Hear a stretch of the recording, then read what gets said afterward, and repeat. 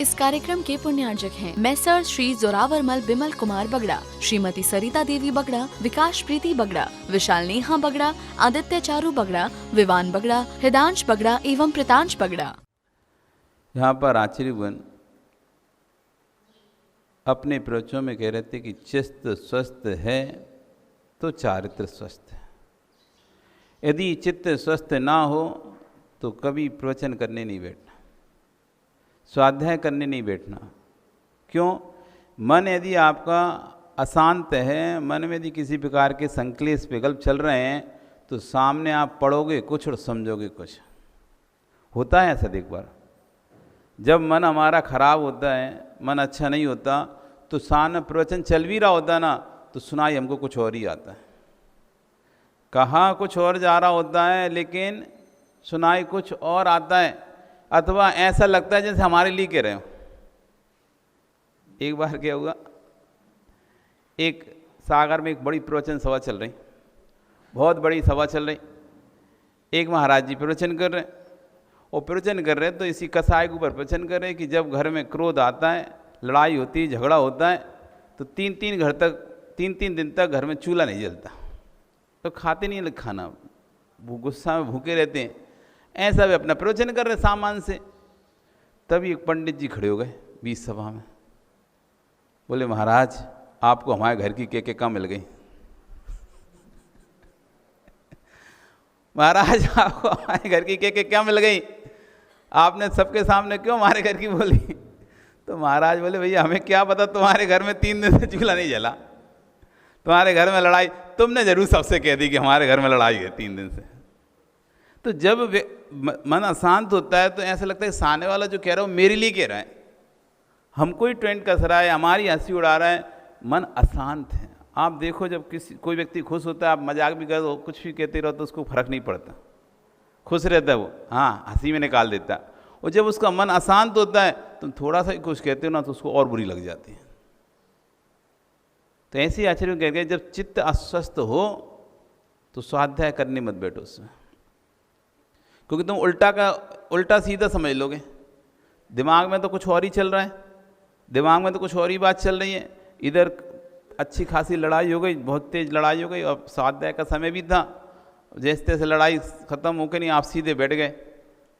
अब आपके दिमाग में तो पढ़े यहाँ रहे हो, लेकिन दिमाग में तो वही चल रहा है जो लड़ाई अभी थोड़ी देर पहले होके आई है, जो लड़ाई जो बातें आपस में हुई हैं भी चल रही हैं, और भी ऐसा लग रहा है कि देखो ये देखो। इसलिए आचार्य कह रहे हैं चित्त स्वस्थ है तभी तत्वोपदेश करना और तभी तत्वोपदेश किसी को सुनाना।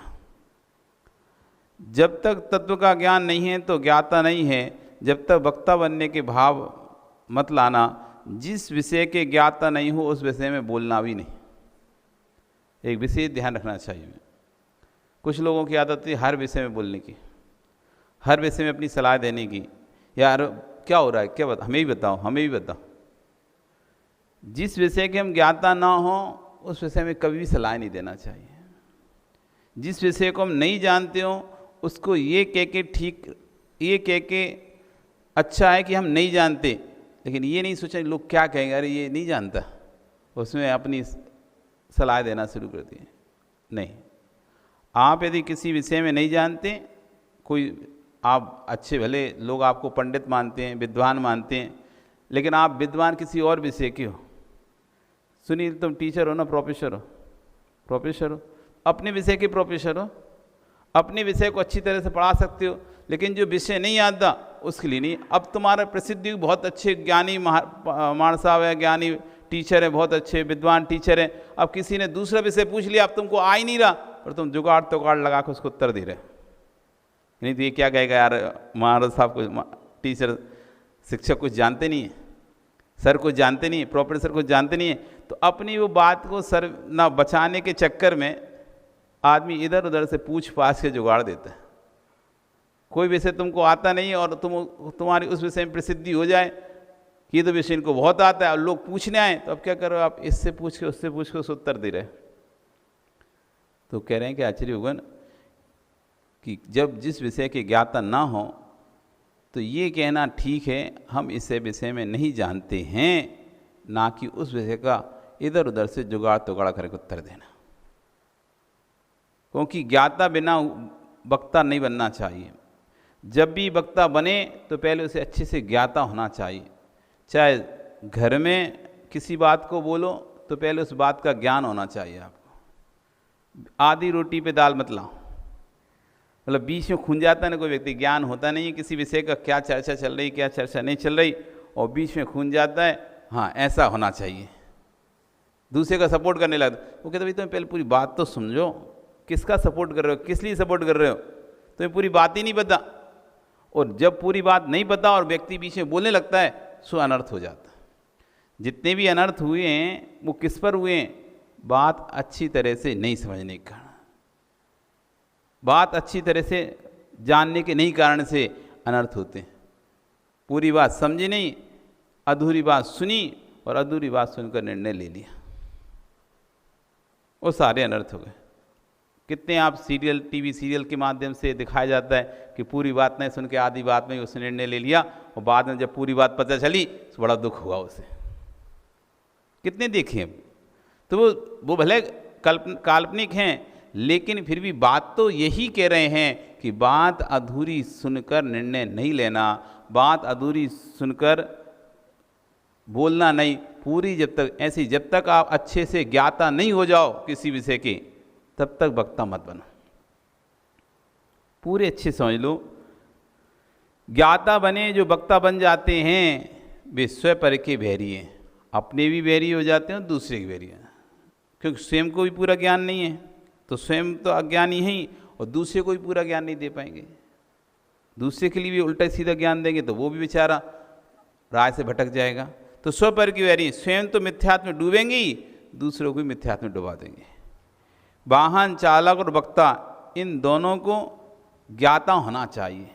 वाहन चालक को यदि राह का ज्ञान नहीं है, रास्ते का ज्ञान नहीं है, वाहन के बटनों का ज्ञान नहीं है, कौन सा बटन क्या होता है, किससे क्या होता है और कौन सा रास्ता कहाँ जाता है, ये ज्ञान नहीं है, तो आपको भटका देगा। आप तो उसके ऊपर निश्चिंत होकर बैठ गए, आप तो निश्चिंत होकर अपने जीवन की डोर उसको सौंप दी, भैया हम बैठे तुम चलाओ। यदि वो अच्छा ज्ञाता नहीं है तो आपके प्राण ले लेगा। ऐसे ही आपने वक्ता को अपनी डोर सौंप दी अपने विचारों की, ये जैसा कहता है हम वैसा मानते हैं, जैसा कहता है वैसा मानते हैं। और यदि वक्ता ज्ञाता नहीं है तो वक्ता आपको भटका देगा, माइंड डाइवर्ट कर देगा आपका, सम्यक की जगह मिथ्यात्व में ले जाएगा। बहुत सारे ऐसी क्रियाएं हैं जो आपने वक्ताओं को सुन सुन के नहीं करना प्रारंभ कर दिया। दूसरों को सुन के आप नहीं करते थे पहले क्रियाएं, लेकिन आपने वो ऐसा बोल रहा था उसको सुन के आपने चालू कर दिया। उसने ऐसा कहा चलो ये भी चालू करते हैं, उसने वैसा कहा अब ये भी चालू करते हैं। सम्यक है या मिथ्यात्व है आपको कोई पता नहीं है।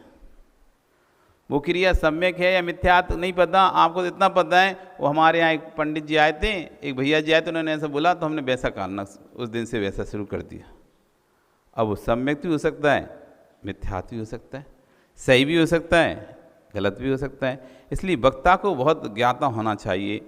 भोजन के समय, भजन के समय, प्रवचन के समय चित्त प्रसन्न होना चाहिए। 3 जगह पर चित्त प्रसन्न होना चाहिए।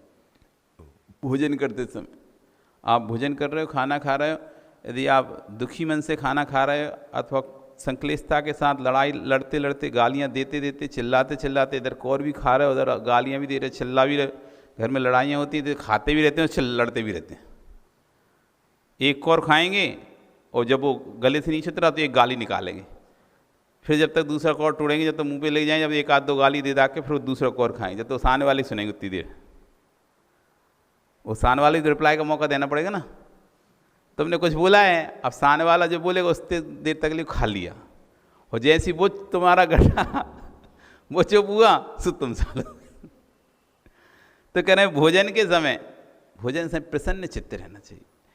प्रसन्न चित्त में किया हुआ भोजन सप्त धातु रूप परिणत होता है और शरीर के अंदर उमंग लेके आता है। भोजन करना भी प्रसन्न चित्त में चाहिए और भोजन बनाना भी प्रसन्न चित्त में चाहिए। भावनाएं, भावना का बहुत असर होता है भोजन पर। यदि आप किलकिल कर कर क्रोध से, कसाय से, गुस्से में घर में भोजन तैयार करते हैं, विश्वास मानो वो कौर जैसी कोई रोटी का और पहला ग्रास खाएगा उसके अंदर भी क्रोध भावना उत्पन्न हो जाएगी। और आप प्यार से, वात्सल से, स्नेह के साथ भोजन तैयार करते हो तो जैसे वो कौर कोई दूसरा खाएगा उसके अंदर भी स्नेह, प्रेम, वात्सल जागृत हो जाएगा। भोजन का शरीर के भावों पर बहुत असर पड़ता है, सीधा संबंध है भोजन का परिणामों के साथ। भोजन अच्छा है तो परिणाम आपके अच्छे होंगे। देखना आप अच्छे भावों से बनाया गया है और अच्छा प्रशस्त भोजन बनाया गया है तो भोजन परिणाम बहुत अच्छे लगेंगे। एक बार आचार्य भगवान अपना प्रसंग बता रहे थे कि चतुर्दशी को आचार्य भगवान उपास करते थे पर्युषण में, पर्युषण मतलब चतुर्मास में। एक दिन स्वास्थ्य ठीक नहीं था, अब ठीक नहीं होने से उन्होंने उपास नहीं किया, लेकिन अब लोगों को लगा कि चतुर्दशी को उपास करते हैं तो कोई ने चौका नहीं लगाए, चौका नहीं लगाए। अब एक व्यक्ति आया, आचार्य जी आज हार पे नहीं उठेंगे क्या? तो आचार्य जी कमंडल भरो, कमंडल भरो, उठ जाएंगे हमको क्या। अब जैसी का कमंडल भरो, अब वो तो ऐसे ही पूछने आए तो जैसे आपको पता है कि हमारा उपवास है तो ऐसे ही पूछने चले आओ किसी विषय में कि महाराज जी आज हाथ पर नहीं उठेगी, तो मतलब सुनना यही चाहते थे। महाराज जी ये कहते हैं कि आज हमारा उपवास है, लेकिन महाराज जी ने कहती ठीक है कमंडल। अब तो हड़बड़ी हो गई, कमंडल और मतलब महाराज जी को तो हड़बड़ना है। अब कमंडल भर गया, अब चौका लगा कहाँ है, चौका लगा कहाँ है? आचार्य भगवान तो उठ गए। अब सब नगर में हल्ला, आचार्य भगवान हार पे उठ गए, हार पे उठ गए और चौका नहीं है। एक माँ अपने घर में रोज भोजन बनाती, शुद्ध रोज करती थी, तो लोग उसके घर में पहुंच गए, भाई भाई भाई पड़गान करो महाराज आ रहे हैं। तो भाई उतर के पड़गान किया। अब उसने क्या अपना तो दाल और खिचड़ी बनाई थी उसने, तो उसके बाद उसने थोड़ा चौका, मतलब वो तो रोज ही शुद्ध अपना बनाती थी, वो लगाया उसने खिचड़ी दाल, वही बना हुआ था उसके घर में। एक आध दो रोटी बनी होंगी, दो, अब एक अकेले के लिए अकेली थी वो तो उसने पड़गान किया, पड़गान हुआ। आचार्य जी ने उस दिन आहार किए, उसकी खिचड़ी दाल खाई और थोड़ी सी आचार्य समझ में आ रहा था कमी है तो थोड़ा सा वो तो फॉर्मेलिटी पूरी करके आ गए। थोड़ा खाया पानी पिया, अच्छे से पेट भरा पानी करके और थोड़ा सा खाया। वो कह रहा है आचार्य भगवान कि उस दिन मेरा जितना अच्छा सामायिक में मन लगा उतना कभी नहीं लगा। जितने ऐसा लग रहा था जैसे कि बैठा ही रहूं सामायिक में, उठूं नहीं, करते ही रहूं सामायिक। तो प्रशस्त भावों से तैयार किया हुआ भोजन हमारे परिणामों पर बहुत असर करता है। घर में जब भी देखो आप खुशी के साथ भोजन बनता है तो आप भोजन करके खुश होते हो, और क्लेश के साथ भोजन बने, लड़ाई हो गई, तुम्हें पति पत्नी में लड़ाई हो गई और अब भोजन तो बनाएगी ना पत्नी, और क्लेश के साथ उसने भोजन तैयार किया, तो तुम भी भोजन करोगे ना तो और क्लेश होगा, खाने का मन ही नहीं होगा। एक कौर मुश्किल से खाओगे, दो कौर खाओगे, चार कौर खाओगे और हो गया खाना, चल ऐसे करके तुम भी और गुस्सा करके उठ जाओगे। तो कह रहे भोजन के समय चित्त प्रसन्न होना चाहिए, बनाते समय और करते समय। भजन के समय पूजन आदि कर रहे हो, भगवान की भक्ति आदि कर रहे हो, उस समय परिणाम बहुत अच्छे होना चाहिए, क्योंकि ये क्षेत्र एक ऐसा क्षेत्र है जहाँ पर पुण्य भी अधिक बनता है और पाप भी अधिक बनता है। विकास विवेक, पान की दुकान में ज़्यादा इन्वेस्टमेंट है या सोने चांदी दुकान में ज़्यादा इन्वेस्टमेंट है? प्रॉफिट पान की दुकान में ज़्यादा है कि सोने चांदी दुकान में ज़्यादा है? क्यों पान की दुकान में प्रॉफिट है? 10 की चीज़ 12 में बिक जाएगी तो तुम्हें लगेगा प्रॉफिट हो गया। 10 लाख की चीज़ 11 लाख में बिकेगी तो किसका प्रॉफिट ज़्यादा? प्रॉफिट आप क्या समझ रहे? 2, 5, 10 रुपये का प्रॉफिट होता है क्या? लाखों रुपए का प्रॉफिट जहाँ पर हो रहा है वो प्रॉफिट कहलाता है। यहाँ एक दिन की रेट बढ़ने से 2 रुपये ग्राम भी बढ़ गए तो प्रॉफिट किसका ज़्यादा हो? यहाँ तो तुम्हारे पान की रेट क्या बढ़ेगी? 10 की जगह कितने का हो जाएगा? 11 का हो जाएगा। वही कब होगा, अगर रोज़ तो बढ़ेगा नहीं। और यहाँ पर 2 रुपये के मतलब 200 रुपये ग्राम भी यदि सोना बढ़ गया, 500 रुपये ग्राम भी सोना बढ़ गया, और तुम्हारे पास तो हज़ारों किलो का सोना रखा था, तो भैया कितने रुपये बढ़ जाएंगे। प्रॉफिट अधिक किस में है? ये छुटके फुटके प्रॉफिट नहीं, बड़ा प्रॉफिट किस में है? पान की दुकान में कि सोने चांदी की दुकान में? अभी चांदी बढ़ रही है रेट, तो पान भरोगे कि चांदी भरोगे? क्या भरोगे? किस में प्रॉफिट मिलेगा? पान की सिल्ली लगवाने में प्रॉफिट मिलेगा कि चांदी की सिल्ली लगाने में प्रॉफिट मिलेगा? किस में मिलेगा बताओ विवेक? चांदी मिलेगा ना। इन्वेस्टमेंट किस में ज़्यादा होगा? चांदी में। प्रॉफिट भी चांदी में। घाटा किस में ज़्यादा लगेगा? घाटा किस में ज़्यादा लगेगा? प्रॉफिट ज़्यादा है तो घाटा भी ज़्यादा वहीं पर लगेगा जहाँ पर अधिक प्रॉफिट है। जहाँ पर अधिक लाभ है वहीं अधिक हानि होती है। जहाँ लाभ कम है तो वह हानि भी कम ही होती है। ऐसी मंदिर में अधिक पुण्य का बंध होता है। अन्य क्षेत्र की अपेक्षा धर्म क्षेत्र में अधिक पुण्य का बंध होता है, तीव्र पुण्य का बंध होता है, लेकिन घाटा भी यहाँ पर तीव्र लगता है। यहाँ पुण्य का बंध भी तीव्र है तो पाप का बंध भी यहाँ पर तीव्र होता है।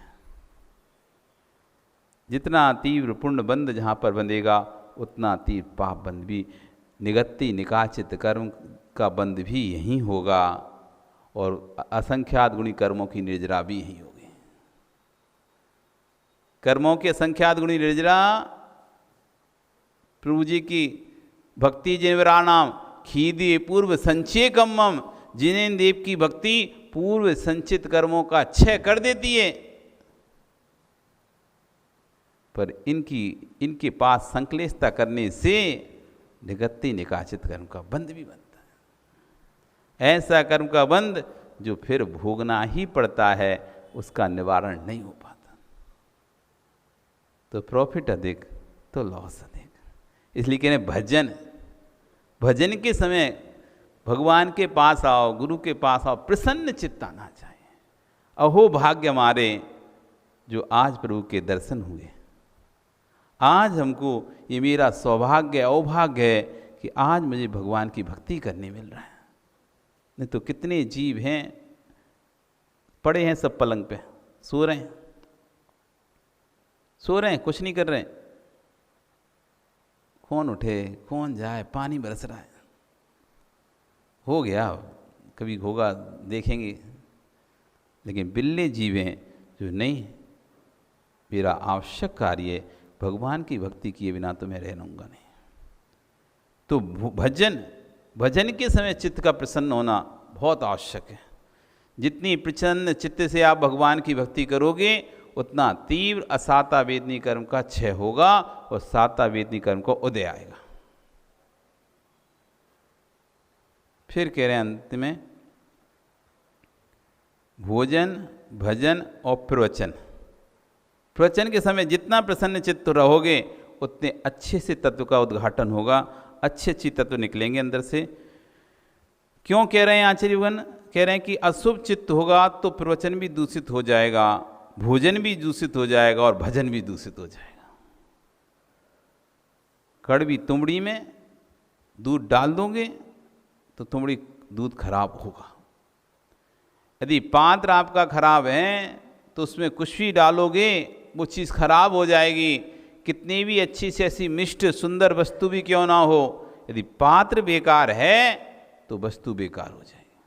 बिल्कुल, कितना भी तुमने स्वादिष्ट खीर बनाई है लेकिन आपने कड़वे पात्र में डाली है, उस स्वादिष्ट आपने बनाई अच्छी खीर लेकिन दी किसे डिब्बे में किसी को पैक करके देनी, तो आपको डिब्बा नहीं मिल रहा था, तो एक डिब्बा में हींग रखी थी, हींग की डिब्बी रखी थी, हींग नहीं रखी, हींग की डिब्बी रखी थी। आपने कहा ये कटोरा ठीक है, ये डिब्बी हटा दे रहे बन, इसी में भर दे रहे खीर, और आपने उसमें भर दी खीर। देखने में तो अच्छी लग रही खीर, डिब्बा बढ़िया पैक करके दे दिया। अब सामने वाला खाएगा, बताओ कितनी स्वादिष्ट लगेगी उसे। इस कार्यक्रम के पुण्यार्चक थे मैसर श्री जोरावरमल बिमल कुमार बगड़ा, श्रीमती सरिता देवी बगड़ा, विकास प्रीति बगड़ा, विशाल नेहा बगड़ा, आदित्य चारू बगड़ा, विवान बगड़ा, हृदांश बगड़ा एवं प्रतांश बगड़ा।